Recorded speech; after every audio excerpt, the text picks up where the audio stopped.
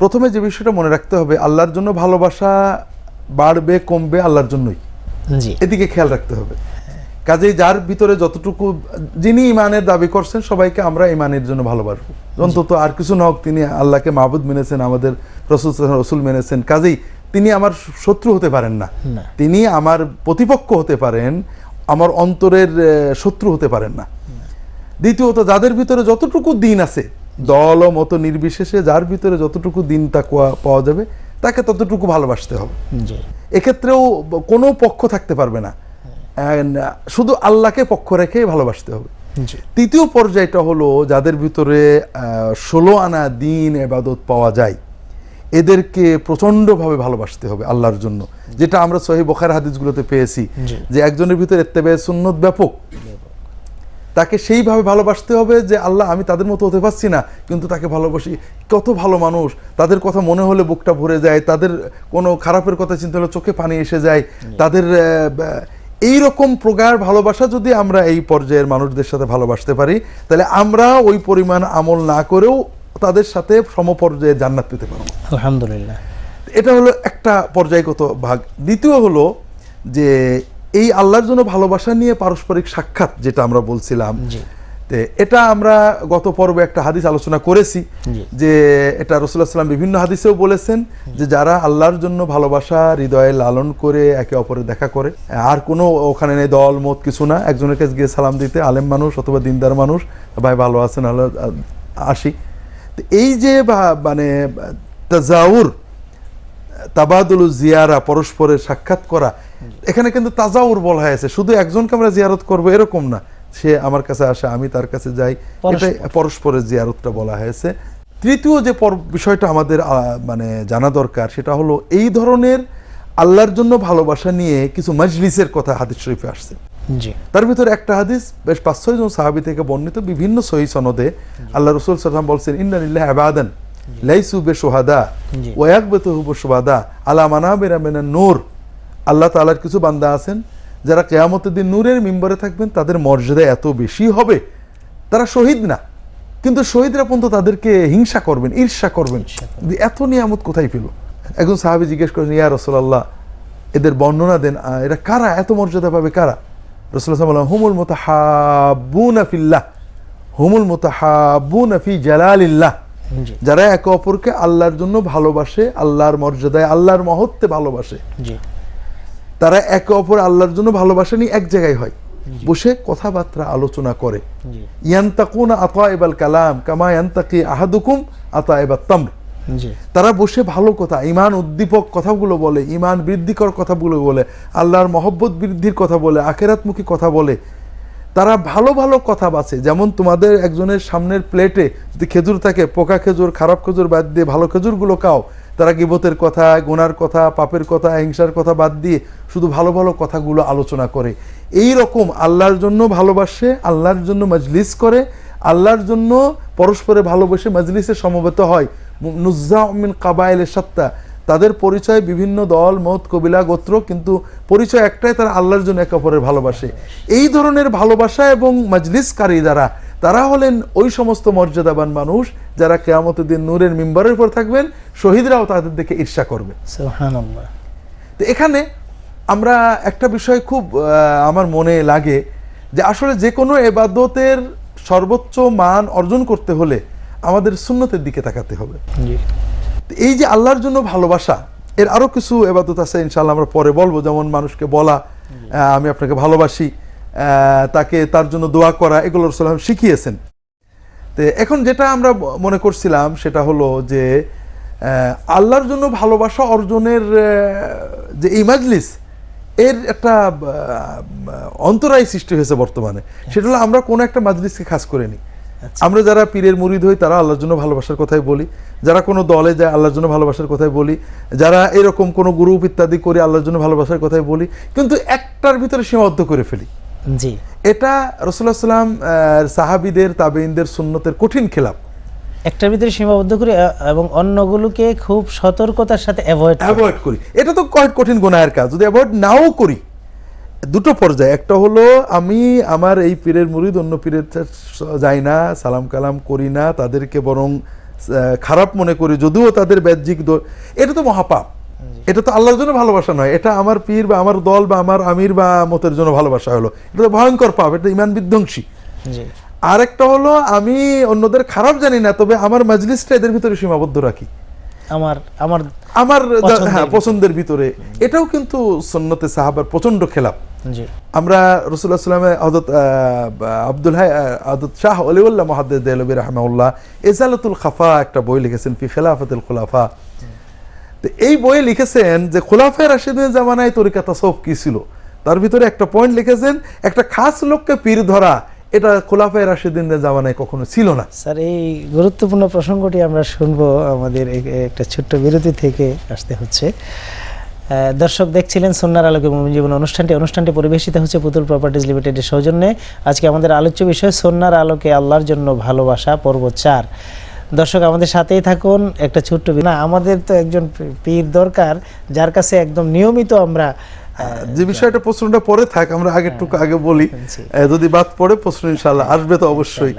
বিষয়টা হলো যে যেটা হযরত শাহ ওলিউল্লাহ মুহাদ্দিস দেহলভী রাহমাতুল্লাহ আলাইহি তার ইজালাতুল খাফার ভিতরে এটা উল্লেখ করেছেন, এটা খুব গুরুত্বপূর্ণ বিষয়। আমরা তরিকা তাসাউফের উদ্দেশ্য কিন্তু আল্লাহর জন্য ভালোবাসা, তাজকিয়া নফস। জি, এটাতেও যদি আমরা সুন্নতে সাহাবা সুন্নতে তাবেঈনটা মানতে পারতাম তাহলে আরো প্রশস্ত হতো, সত্যিকারের তাজকিয়া হতো।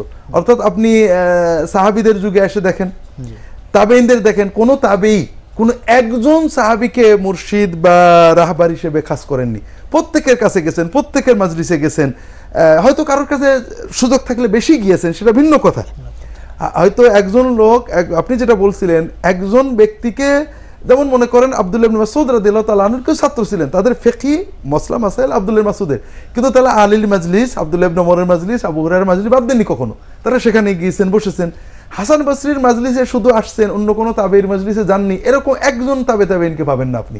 জি, মাসলা মাসাইল ওনারাও নিষেধ করেন নাই যে অন্য কোথাও যেও না, বরং এটার কল্পনাই তারা করেন যে নিষেধ করতে হবে, কারণ এটা তো আল্লাহর জন্য ভালোটা বন্ধ হয়ে গেল।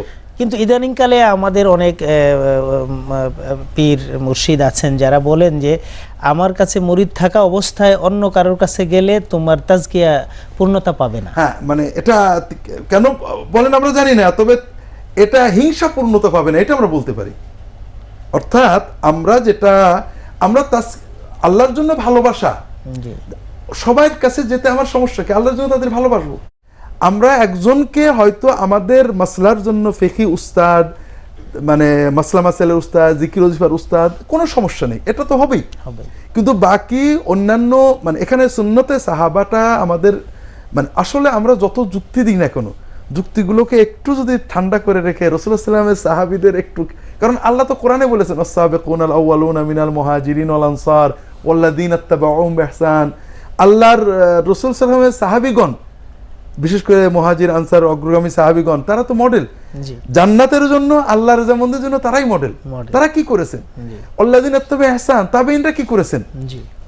তারা যেটা করেছেন এটার ভিতরে সত্যিকারের মহব্বত, সত্যিকারের তাজকিয়া আসে। মানে একজনের কাছে যে যতটুকু কেঁদেছি আরেকজনের কাছে আরো কাঁদবো, একেও ভালোবাসি, একেও ভালোবাসি, একেও ভালোবাসি, আল্লাহর প্রত্যেক নেককার বান্দাকে ভালোবাসি। এই যে ভালোবাসার মজাটা আমি পাচ্ছি, এটা একজনের কাছে গেলে পাবো না। দ্বিতীয়ত এখানে দুটো সমস্যা হয়ে যাচ্ছে, একজনে বেশি থাকার কারণে অন্যদের প্রতি ভালোবাসাটা আসছে না, এটা তো একটা ক্ষতি। তাদের প্রতি অবমূল্যায়ন আসছে, এটা ক্ষতি। আমার মনের ভিতরে কিছু হিংসা, গ্রুপিং চলে আসছে, এটা আল্লাহর জন্য ভালোবাসার পথে অন্তরায় হয়ে যাচ্ছে। যেটা আল্লাহর জন্য ভালোবাসার জন্য আমাদের উপকরণ ছিল, সেটাই অন্তরায় হয়ে যাচ্ছে। এই জন্য আমাদের এটা শুধু পীর মাশায়েখদের ক্ষেত্রেই না, সবার ক্ষেত্রেই যারা রাজনীতি করছেন, তারা একমাত্র রাজনীতিকেই তাদের ওই আল্লাহর জন্য ভালোবাসা, জিকিরের মাজলিস, সবকিছুকে একটার ভিতর গণ্ডিবদ্ধ করছেন। তারা বলছেন এরাই শুধু আমাদের দ্বীনি ভাই, অন্যদের কাছে যাওয়া। আবার যারা অন্যান্য বিভিন্ন দাওয়াত করছেন, তারা অন্যদের থেকে এটা খুব মানে সচেতন এবং সযত্ন দূরত্ব বজায় রাখছেন। এটাতে আল্লাহর জন্য ভালোবাসা ব্যাহত হচ্ছে, আমাদের ইমানের লজ্জত থেকে আমরা বঞ্চিত হচ্ছি। আর সত্যিকার অর্থে সাহাবীদের মতো যদি আমরা আমাদের দল মত, আমাদের গ্রুপ, আমাদের কর্মপদ্ধতি ঠিক রেখে সব ধরনের আলেম, সব ধরনের দিনদার মানুষদের কাছে, যারা হিংসার বিপণন করেন, শিরিকের বিপণন করেন, তাদের কথা ভিন্ন, আমরা তা দোয়া করে আল্লাহ তাআলা হিদায়াত করেন। কিন্তু যাদেরকে আমরা মনে করছি যে আল্লাহর দিনের কথা বলছেন, তাদের কাছে বসি, তাদের ভালোবাসি, তাদের খারাপটাকে ঘৃণা করি, তাদের ভালোটাকে ভালোবাসি, এটা হলে বোধহয় আমার মনে হয় ইত্তেবায়ে সুন্নতে সাহাবাটা খুব ভালো হতো এবং বেশি জনের কাছে গেলে বেশি সোহবত, হ্যাঁ নেক সোহবত পাতাম, আমরা আমল করতে পারতাম, এবং যেটা সবচেয়ে বড় হয় একজনের প্রতি অতিভক্তি অনেক সময় রাসূলুল্লাহ সাল্লাল্লাহু আলাইহি ওয়াসাল্লামের মহব্বতের পথে বাধা হয়ে দাঁড়ায়। অর্থাৎ আমরা তো মূলত যাই আল্লাহ এবং তার রাসূল সাল্লাল্লাহু আলাইহি ওয়াসাল্লামের মহব্বত অর্জন করার জন্য। যখন একজনকে আমরা একটা চূড়ান্ত মহব্বতের জায়গায় বসিয়ে দিই, তিনি অনেক সময় রাসূলুল্লাহ সাল্লাল্লাহু আলাইহি ওয়াসাল্লামের সামনে আড়াল হয়ে যান। আমরা স্বপ্নে তারই দেখি, কল্পনায় তারই দেখি, আমার চিন্তা চেতনায় তারই দেখি। যদি আরো সবার সাথে যায় তাহলে সবাই সমান পর্যায়ে থাকেন, রাসূলুল্লাহ সাল্লাল্লাহু আলাইহি ওয়াসাল্লাম সবচেয়ে বড় পর্যায়ে থাকেন। এটা হলে অনেক ভালো হয়। এটা একটা গুরুত্বপূর্ণ বিষয়। আমরা অনুরোধ করব যারা সত্যিকারে আল্লাহর জন্য মহব্বত অর্জন করতে চান, তাদের নির্দিষ্ট একটা দল, নির্দিষ্ট একটা মত, নির্দিষ্ট একটা পথ থাকবে। পাশাপাশি আল্লাহর জন্য সকল দিনদার, বিশেষ করে যারা খুব ভালো দিনদার, হাফেজ, কারি, আলেম, বিভিন্ন দল ও মতের ভালো আলেম, তাদের প্রতি শ্রদ্ধাবোধ রাখা, তাদের মাজলিসে যাওয়া।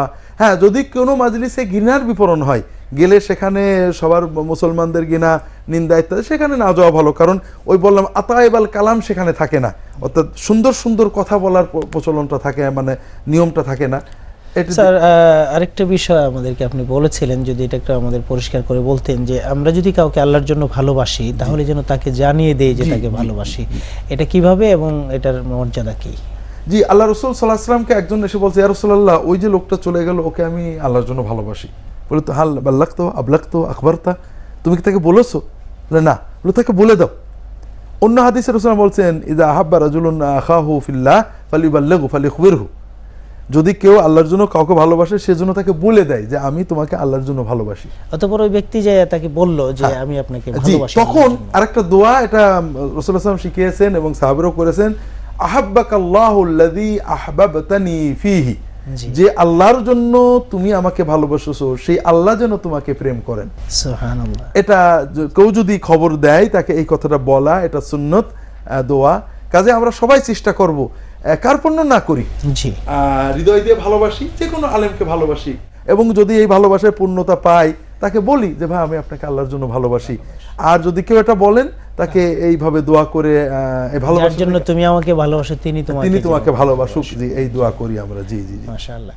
তো স্যার, ভালোবাসার পর্যায়গুলো সম্পর্কে যদি আপনারা আমাদের শ্রোতা দর্শকদের, এবং আপনি 4টি পর্ব এই ভালোবাসা নিয়ে করলেন, এবং এর আগের 4টি পর্ব ছিল ইসলামী ভ্রাতৃত্ব নিয়ে, এটাও এই ভালোবাসা রিলেটেড আল্লাহ তাআলার জন্য। মোট 8টি পর্ব আল্লাহর জন্য ভালোবাসা এবং ইসলামী ভ্রাতৃত্ব ও ভালোবাসা, এই 2 শিরোনামে আপনি আলোচনা করেছেন।